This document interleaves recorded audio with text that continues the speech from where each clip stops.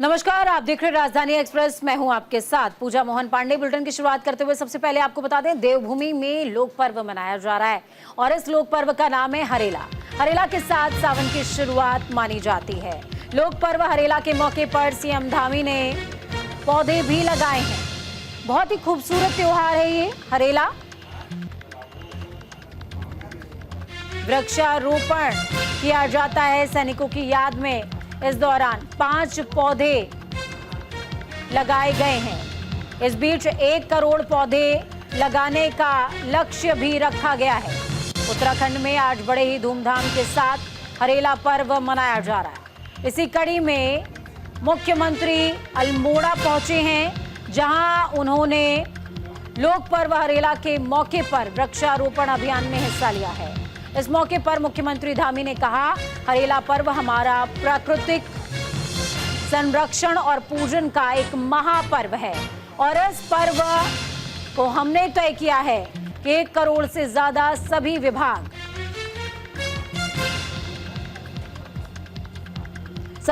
1 करोड़ से ज्यादा पौधे रोपित करेंगे। इससे पहले सीएम धामी ने लोक पर्व हरेला के मौके पर तमाम प्रदेशवासियों को शुभकामनाएं दी। आपको बता दें कि लोक पर्व हरेला सावन के आगमन का संदेश देता है। हरेला देवभूमि उत्तराखंड का लोक पर्व है जो प्रकृति से जुड़ा हुआ है।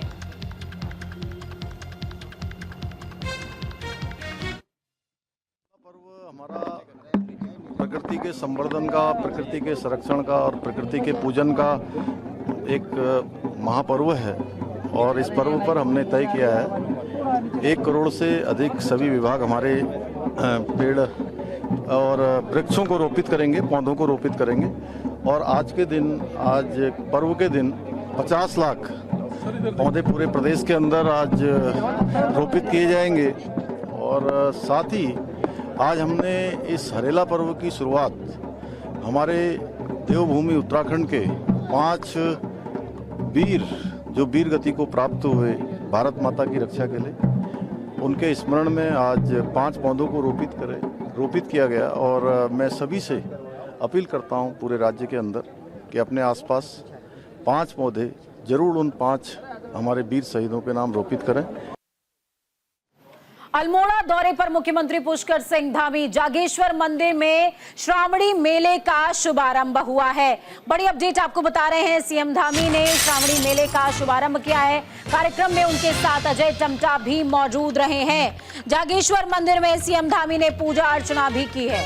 सावन महीने की शुरुआत के साथ अल्मोड़ा के जागेश्वर मंदिर में श्रावणी मेला 2024 का शुभारंभ हो गया है। सीएम पुष्कर सिंह धामी और केंद्रीय सड़क परिवहन राज्य मंत्री अजय टमटा ने पौराणिक श्रावणी मेले का शुभारंभ किया है। जागेश्वर मंदिर पहुंचे सीएम पुष्कर सिंह धामी ने मंदिर में पूजा अर्चना की है। हरेला पर्व के मौके पर सीएम धामी और केंद्रीय राज्य मंत्री अजय टमटा ने पौधारोपण भी किया है। सीएम धामी ने कहा कि प्रधानमंत्री मोदी के कार्यकाल में देवभूमि के सभी धामों और तीर्थों में तेजी से विकास कार्य हुए हैं। इसी क्रम में जागेश्वर धाम में मास्टर प्लान के तहत काम होना है।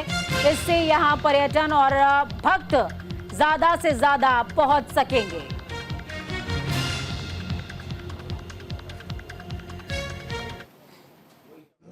क्षेत्रों में हमारे पौराणिक मंदिरों का आज बहुत तेजी से माननीय प्रधानमंत्री मोदी जी के कालखंड में सबका नवनिर्माण हुआ है, पुनर्निर्माण हुआ है, सबका मास्टर प्लान बना है। एक योजनागत तरीके से विरासत और विकास दोनों को आगे बढ़ाया गया है।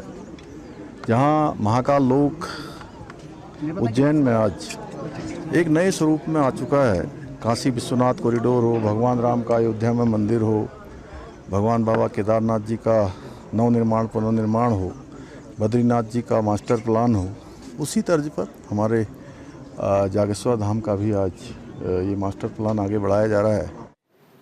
केदारनाथ धाम दिल्ली में बन रहा था, लेकिन अब बड़ी अपडेट सामने आ रही है कि इस मंदिर का नाम बदलने जा रहा है। जी हां, बड़ी अपडेट है। संतों के विरोध के बाद ट्रस्ट ने एक अहम फैसला लिया है। बड़ा फैसला 10 जुलाई को लिया गया। मंदिर का भूमि पूजन किया गया था। सीएम धामी ने केदारनाथ मंदिर का शिलान्यास किया था। केदारनाथ धाम के तीर्थ पुरोहितों ने जिसका विरोध किया। केदार घाटी की क्षेत्रीय जनता ने भी आपत्ति जताई थी। चारधाम महापंचायत ने आंदोलन की भी चेतावनी दी थी। दिल्ली के बुराड़ी में केदारनाथ जैसे मंदिर के निर्माण को लेकर सियासी घमासान आई है। विपक्षी दलों और तीर्थ पुरोहितों ने इसके विरोध में आवाज बुलंद की। इस बीच बुराड़ी में बन रहे केदारनाथ मंदिर को लेकर उठे विवाद को देखते हुए श्री केदारनाथ धाम दिल्ली ट्रस्ट के संस्थापक सुरेंद्र रौतेला ने अहम टिप्पणी की है। उन्होंने कहा कि अगर दिल्ली में बनने वाले मंदिर का नाम केदारनाथ मंदिर रखने से भावनाएं आहत हो रही हैं, तो ट्रस्ट मंदिर का नाम बदल देगा। मुख्यमंत्री पुष्कर सिंह धामी धर्म के रक्षक हैं, इसीलिए उन्हें मंदिर के शिलान्यास कार्यक्रम में बुलाया गया था। मुख्यमंत्री धामी का मंदिर ट्रस्ट से कोई लेना देना नहीं है।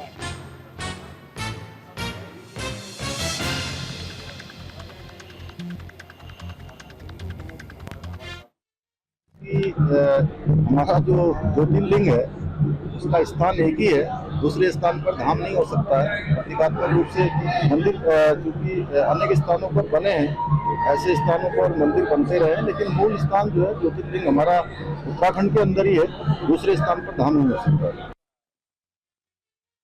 केदारनाथ धाम दिल्ली में मंदिर बन रहा है, हम धाम नहीं बना रहे हैं। ये अनावश्यक तूल पकड़ा जा रहा है, क्योंकि माननीय मुख्यमंत्री जी हमारे उस कार्यक्रम में भूमि पूजन के लिए हम सब लोगों की रिक्वेस्ट पे वहाँ गए थे। वो तो धर्म रक्षक हैं, वो तो धर्म के लिए बड़ा अच्छा काम कर रहे हैं। चारधाम जो यात्रा है उन्होंने बहुत सुगम और अच्छे तरीके से चलाई है, पूरे उत्तराखंड का नाम रोशन किया है। तो हमने हमारी रिक्वेस्ट थी कि वो लोग वहाँ पे आ जाएं और हमारे भूमि पूजन में हम एक अच्छा काम कर रहे हैं, उत्तराखंड की संस्कृति को आगे बढ़ा रहे हैं, केदार का नाम आगे बढ़ा रहे हैं, इसलिए हम उनको यहाँ बुलाया था। हमारे कहने रिक्वेस्ट पे वहाँ गए थे, लेकिन उनका उस मंदिर से कोई योगदान नहीं है, उनका कोई लेना देना नहीं है, उस ट्रस्ट में उनका कहीं नाम नहीं है, और ना ही उत्तराखंड सरकार का किसी तरह से कोई योगदान हमें मिला है, और ना ही हमने उनसे मांगा है कभी भी। तो वहीं दूसरी तरफ दिल्ली में केदारनाथ मंदिर का निर्माण जारी है। आपको बता दें, सीएम धामी ने 10 जुलाई को भूमि पूजन इस पूरे मामले पे किया था, और उसके बाद 3 एकड़ में केदारनाथ धाम बनना तय हुआ था, उसको मंजूरी दी गई थी। केदारनाथ धाम के कपाट 6 महीने बंद रहते हैं। दिल्ली में 12 महीने बाबा केदारेश्वर के दर्शन उनके भक्त कर सकें, इसी सुगमता को देखते हुए सीएम पुष्कर सिंह धामी ने शिलान्यास किया था। केदारनाथ धाम के तीर्थ पुरोहितों का प्रदर्शन जिसके बाद शुरू हो गया। हिंदू परंपराओं के साथ छेड़छाड़ इस पूरी घटनाक्रम को कहा गया। इसके अलावा चारधाम महापंचायत आंदोलन की चेतावनी देता नजर आया, जिसके बाद मंदिर ट्रस्ट को बैकफुट पर आना पड़ा है, और अब मंदिर का नाम बदलने पर चर्चा चल रही है।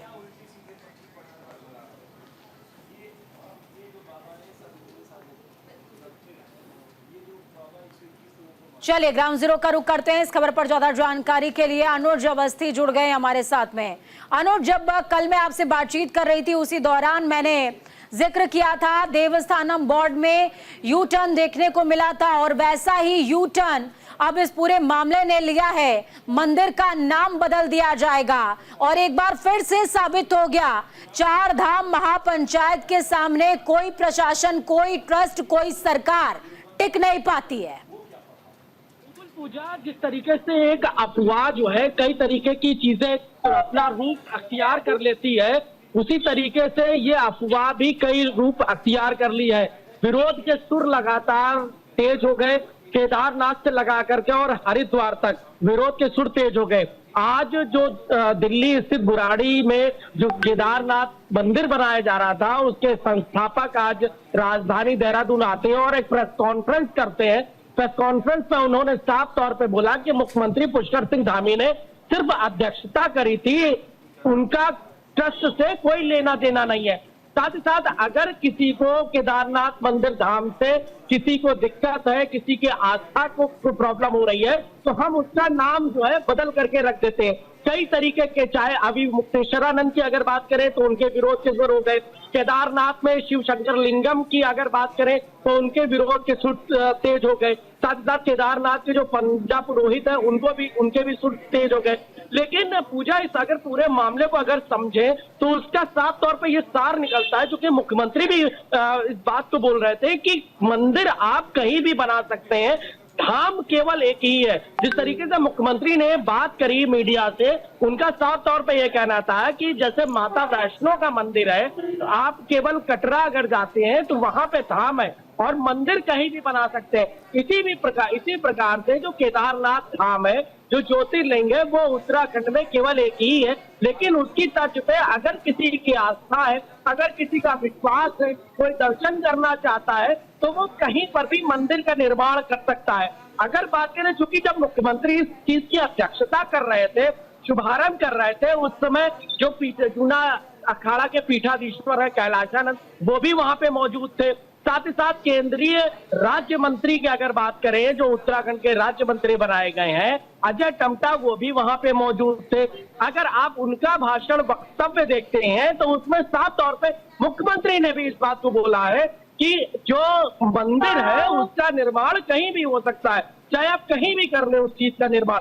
तो लगातार कांग्रेस इस बात को लेकर के जो है उग्र दिखाई दे रही है कि केदारनाथ मंदिर का निर्माण हो रहा है। तो बीजेपी के प्रदेश अध्यक्ष महेंद्र भट्ट इस बात को बोल रहे हैं कि जब हरीश रावत मुख्यमंत्री थे, उनके कार्यकाल में बद्री विशाल का मंदिर मुंबई में बनाया गया था। उस समय कांग्रेस के नेताओं में क्यों तेजी नहीं दिखाई दी, कांग्रेस के नेताओं ने क्यों चुप्पी दिखाई दी? तो ये तमाम चीजें एक अफवाह के कारण लेकिन अनुज देखिए, कांग्रेस वर्सेस बीजेपी जो इस मामले में हुआ हो वो एक तरफ है, लेकिन हमें ये समझना पड़ेगा कि केदार बद्री समिति, मंदिर समिति वर्सेस सरकार, जब इस पूरे मामले ने रुख लिया तो उसके बाद सरकार को और ट्रस्ट को खासकर कहीं ना कहीं बैकफुट पर आना पड़ा है। और जो ट्रस्ट की माफ कीजिएगा, मंदिर समिति की मजबूती प्रदेश के अंदर है, वो एकजुटता एक बार फिर से सामने आई है।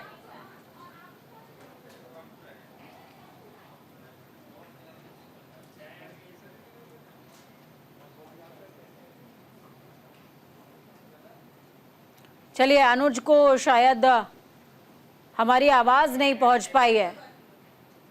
बहुत शुक्रिया अनुज हमारे साथ जुड़ने के लिए, अहम जानकारी साझा करने के लिए।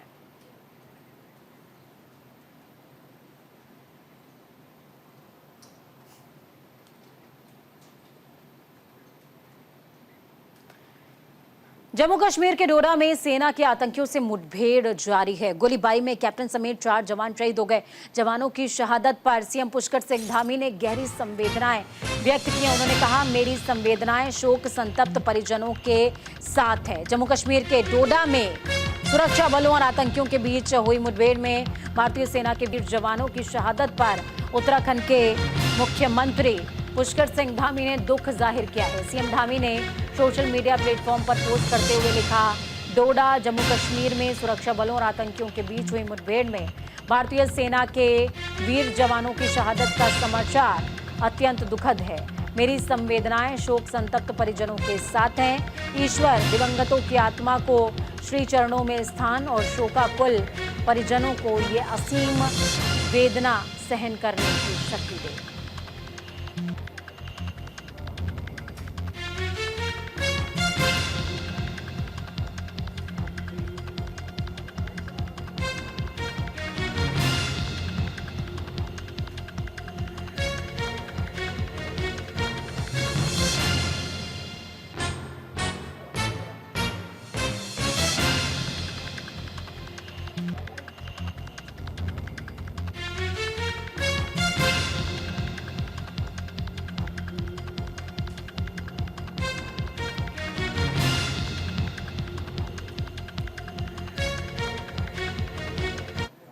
विकासनगर में एक पेड़ मां के नाम से हरेला पर्व का पौधारोपण किया गया।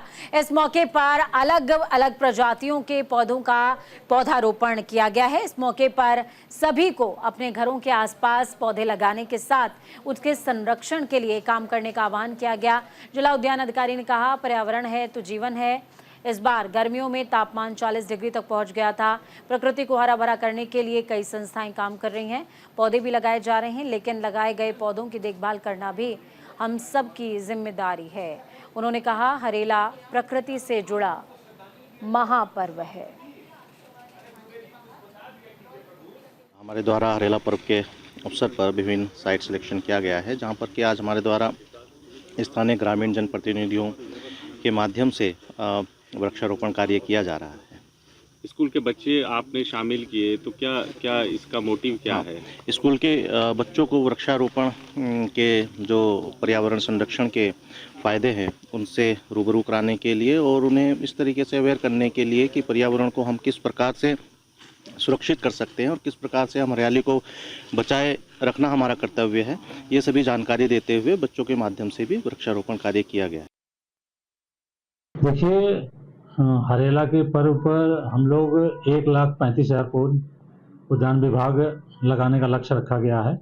उसमें हम जनप्रतिनिधियों को भी सहभागिता करवा रहे हैं और हमारे जो उद्यान सचल दल केंद्र हैं उनके द्वारा भी क्षेत्रों में मैं 6 ब्लॉक में ये पौधे लगवा रहा हूँ और एक दिन में करीब हमको लग रहा है इसमें 50% लगाने का लक्ष्य रखा गया है।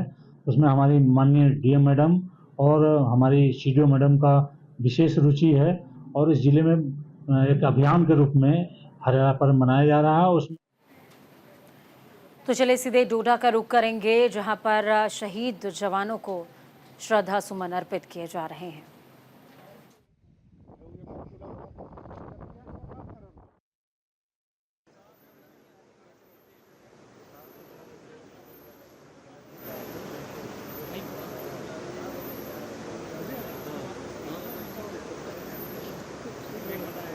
अदम्य साहस का परिचय दे रही है। इस मुठभेड़ में कैप्टन समेत 4 जवानों की शहादत हुई। इसके बाद नम आंखों के साथ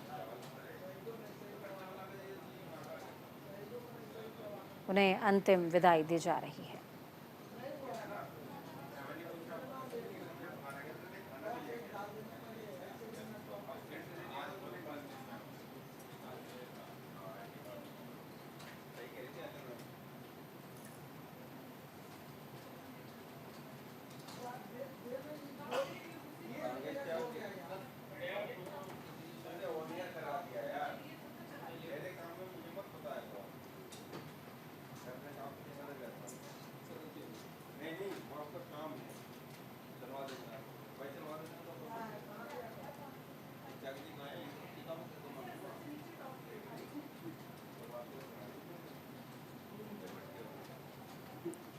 तो ये तस्वीरें डोडा की, जहां पर लगातार आतंकियों और सेना के जवानों के बीच मुठभेड़ देखने को मिल रही है। इस बीच जिन जवानों ने अदम्य साहस का परिचय देते हुए अपने प्राणों को मां भारती के श्री चरणों में होम कर दिया, उनको अंतिम विदाई, श्रद्धा सुमन।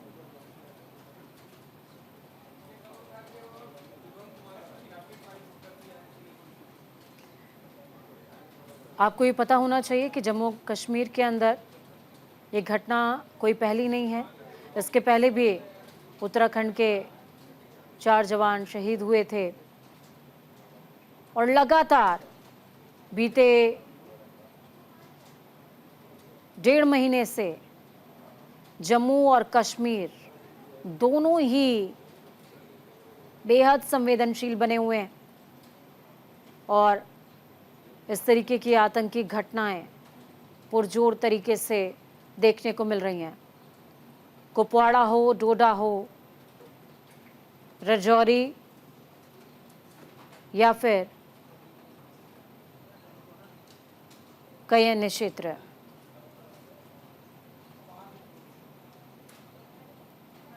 लगातार आतंकियों के साथ मुठभेड़ की खबरें सामने आ रही हैं। तो आतंकियों के साथ लोहा लेते हुए नायक डी राजेश को श्रद्धांजलि दी जा रही है। सिपाही ब्रजेंद्र, सिपाही अजय को भी श्रद्धांजलि दी जा रही है। कैप्टन थापा के साथ, ब्रजेश थापा के साथ 4 जवानों की शहादत हुई है।